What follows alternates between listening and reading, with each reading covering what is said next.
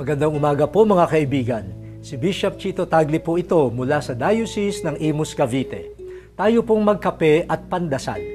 Sa umagang ito, pagnilayan po natin, nakaukit sa puso ang pagsunod sa batas.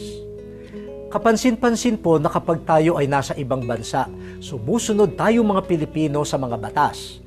Tama ang driving, hindi nagtatapon ng basura kahit saan, nagbabayad ng buwis, pumipila ng maayos at marami pang ibang halimbawa.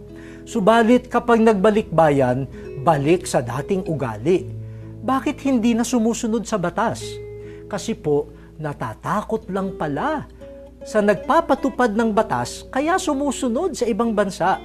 Ang tunay na pagtupad ng batas ay hindi nakabatay sa takot lamang. Kapag wala ng takot, wala na ring kikilalaning batas. Ang pusong matuwid ang pinagmumulan ng tunay na pagtalima sa batas. May bantay man o wala, may multa man o wala, kapag malinis ang puso, gagawin ang mabuti. Hindi takot, kundi paninindigan ang iiral.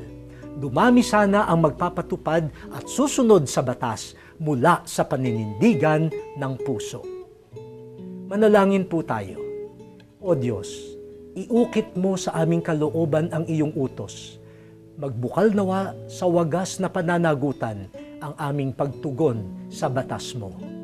Amen.